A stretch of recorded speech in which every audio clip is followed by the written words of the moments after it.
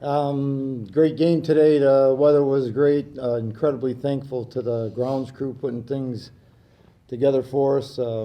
Dan, great job running the whole deal. I was incredibly pleased and really excited about the way we played as far as physicality and execution. And it's been a product of great practice every single day, no matter who we're playing on Saturday. It's just been a group of guys that love being together, work hard with joy, and that the fruits of that were evident today. So really excited about what happened, what transpired out there today, and Wartburg's a heck of a program and team, and so we just feel really honored to move on. So, Coach, this is the first time your team's been in the playoffs since 2013. How big of a win is this for you and your program?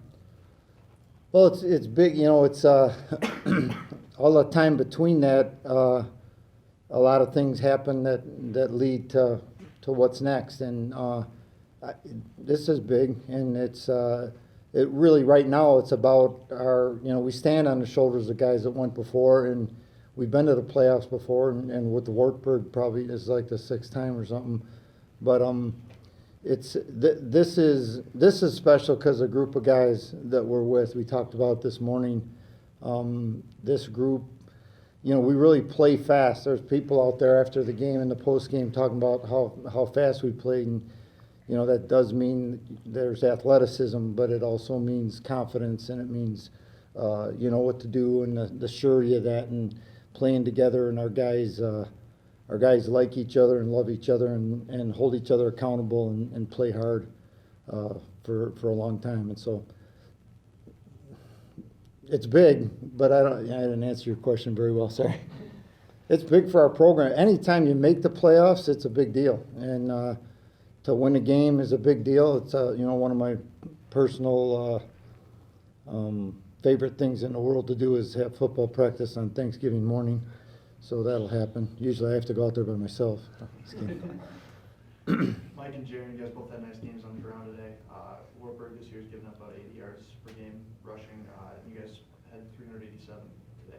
What changed? What made the difference for you guys? I mean, honestly, it starts up front with us. Our offensive linemen do a great job creating holes for Mike and I to run through. So, I mean, we kind of just follow our offensive linemen. They do an amazing job, and we make the reads when we need to make them.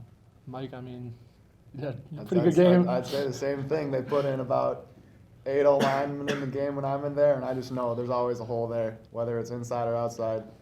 Just read what they do, and they're always doing a good job for me, so it's awesome.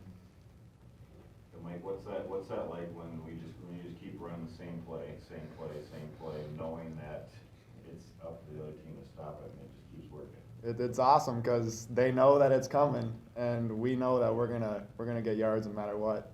It's just that push that we got my brother two people over, just running straight down, just cracking kids, and it's a fun experience because I know that there's gonna be a hole there, and I know that if I just put my head down, that we're going to get yards. One time you made your own, it was like a 4th and 2, and that was pretty good too. Kyle, can you take us through that interception return and getting that thing all the way to the end zone? Yeah, kind of just a nice play for us, being able to have me start on the line of scrimmage on the opposite side of where I ended up picking the ball, being able to just drop into that hole in the middle of the field there, and kind of surprising the quarterback, I think, just a little bit by having me over there, but ended up just being able to tip the ball and tip it right in my hands and be able to run down the field with a bunch of big D linemen blocking down the field for me. Really cool thing. How important was it for your team to get ahead early in the games? I think it's big for us, just being able to establish. I think our defense does a great job. They set the tone today on that first series, and just being able to jump ahead to a big lead. That kind of bodes well for us because we're a downhill running team, and we can kind of establish the line of scrimmage early and often, and we just keep running at dudes. And I think that everyone does a great job, offense and defense, playing well with the lead, and I think that if we can continue to do that, we're going to do good things. That's really true. Our defense flying around, and it, you know, they kind of cause you to have to be patient, the other guys, and then when we get the ball in offense, you know, especially with Wartburg, they've just got a incredibly explosive offense with their quarterback and you know, all those guys. But to have, you know, we've got the ball a lot, and that's a good thing about the running game and stuff like that. And so, you know, points-wise, to dominate at the line of scrimmage, but also get some points that put some more pressure on Wartburg. Coach, your D-line was really, really successful today, 10 sacks total, a lot of those in the second half. What has been the kind of the mindset, the approach for that front line and how they attack the line of scrimmage? Well, the boneyard, you linebackers talk about that. Those guys are, yeah. Yeah, they're a really good group of guys. They're the guys that go out there and they set the tone at practice. They get us hyped up, and just kind of the confidence that they have in themselves and their ability allows them to go out there and play fast and play hard, knowing that they're going to get to that quarterback. And it allows us to play a lot faster and a lot more confident as well. Mm-hmm. Those guys just love each other up there, man. Like that's what really makes the base of our front seven, I would say, as a whole. But especially for that D-line group, they're able to, what already's been said, just play free, play with confidence, play fast, and play physical.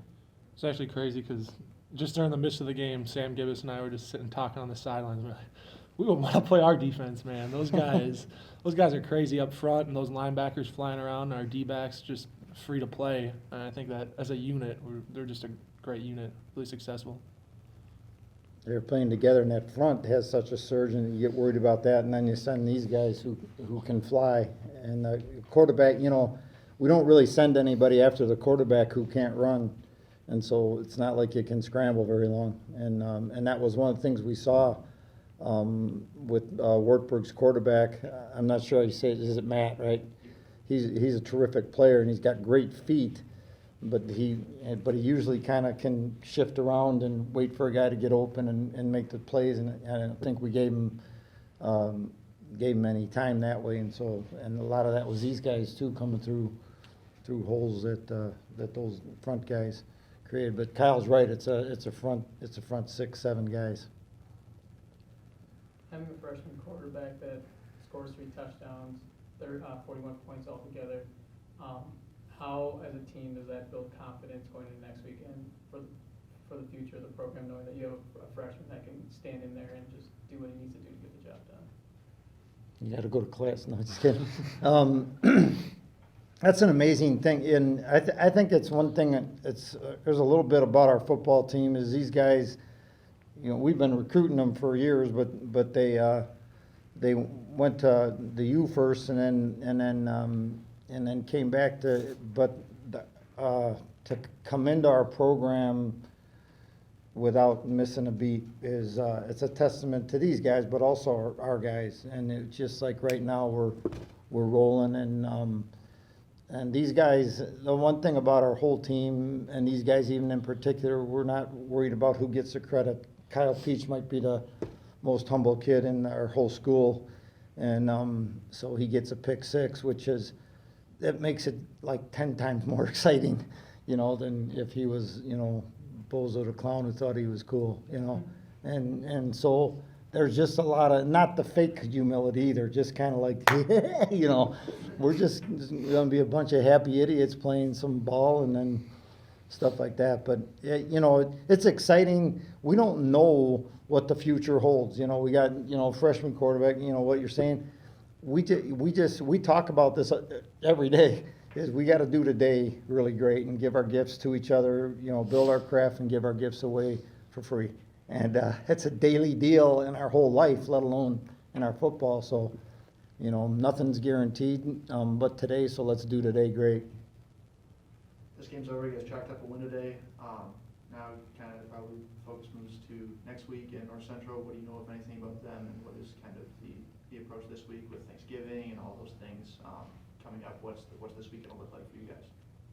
It's going to look like greatest thing ever. I didn't want to tell anyone because I didn't want to, you know, be presumptuous or anything else, but I got it all mapped out. So we'll go Monday, Tuesday, regular practice, and then Wednesday we don't have school, so we'll move that to kind of a game slot. And then Thursday morning, like I was saying before, Football in the morning is an American tradition, so we'll have practice, and we invite the parents to practice, and we have some hot chocolate out there, Lord willing. And then Friday, we'll leave early in the morning for Naperville and go to Lou Malnati's and have some pizza and stuff like that. So, and then North Central is a great football team, great tradition. They won that. They won the CCIW, and it's just when you think about CCIW, the IAC or the American River thing, whatever, and the MIAC. Those are three phenomenal, conferences that are truly D3, solid. Just academic. Everything is just like it's how it ought to be, and so be a big challenge. They're a heck of a team, but we're excited to go down.